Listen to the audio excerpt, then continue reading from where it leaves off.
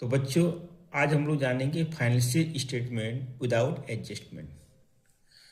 Financial statement जो हम लोग बनाते हैं, ये हम लोग हमेशा सोल प्रोप्राइटरशिप का ही बनाते हैं, ना कि पार्टनरशिप का।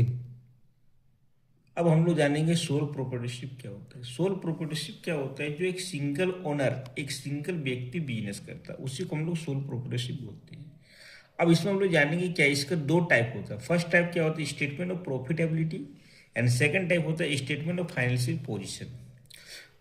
स्टेटमेंट ऑफ प्रॉफिट एबिलिटी जो होता है, इसका टू टाइप्स होता है। एक होता है ट्रेडिंग अकाउंट, एक होता है profit and loss account. Trading account ये शो करता है gross profit and gross loss, और profit and loss account show करता है net profit and net loss.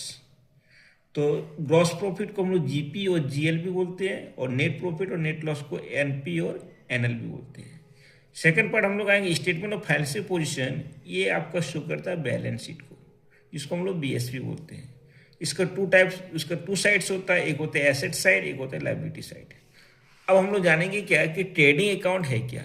Trading account क्या है? It is a none of goods account. ये हमेशा एक गुड्स अकाउंट को ही क्रिएट करते हैं। दूसरा क्या, एक नॉमिनल अकाउंट बनाता है। तीसरा क्या करता है, ये रिजल्ट को शो करता है gross profit and gross loss. अब हम लोग जानेंगे क्या इसका फॉर्मेट्स क्या होता है। इसका फॉर्मेट जो होता है, सबसे पहले डेबिट साइड में 2 लिखते हैं और क्रेडिट साइड में बाय लिखते हैं। 2 ओपनिंग स्टॉक, परचेज, उसके नीचे हम लोग परचेज रिटर्न माइनस करते हैं। सेल राइट्स, क्रेडिट साइड में सेल्स रिटर्न और क्लोजिंग स्टॉक। अब इसके बाद एक नया टॉपिक आ जाता है डायरेक्ट एक्सपेंसेस। डायरेक्ट एक्सपेंसेस क्या होता है? ये डायरेक्ट एक्सपेंसेस जो होते हैं कि ऑलरेडी 3 सी को ये क्या करते हैं, शो करते हैं। पहला क्या होता है कि फैक्ट्री से रिलेटेड कोई भी खर्चा डायरेक्ट एक्सपेंसेस होता है। प्रोडक्शन से रिलेटेड कोई भी खर्चा डायरेक्ट एक्सपेंसेस होता है। परचेज से रिलेटेड कोई भी खर्चा वो डायरेक्ट एक्सपेंसेस होता है। और इनवर्स से रिलेटेड कोई भी खर्चा हो वो डायरेक्ट एक्सपेंसेस को शो करता है। Okay, thank you. तो बच्चों, आज हम लोग जानेंगे फाइनेंशियल स्टेटमेंट विदाउट एडजस्टमेंट।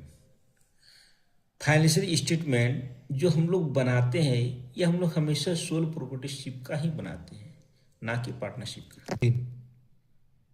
अब हम लोग जानेंगे सोल प्रोप्राइटरशिप क्या होता है। सोल प्रोप्राइटरशिप क्या होता है? जो एक सिंगल ओनर, एक सिंगल व्यक्ति बिजनेस करता है, उसी को हम लोग सोल प्रोप्राइटरशिप बोलते हैं। अब इसमें हम लोग जानेंगे क्या इसका दो टाइप होता है। फर्स्ट टाइप क्या होता है? Statement of profitability. And second type होता है statement of financial position. Statement of profit ability जो होता है, इसका टू टाइप्स होता है। एक होता है ट्रेडिंग अकाउंट, एक होता है profit and loss account. Trading account ये शो करता है gross profit and gross loss, और profit and loss account show करता है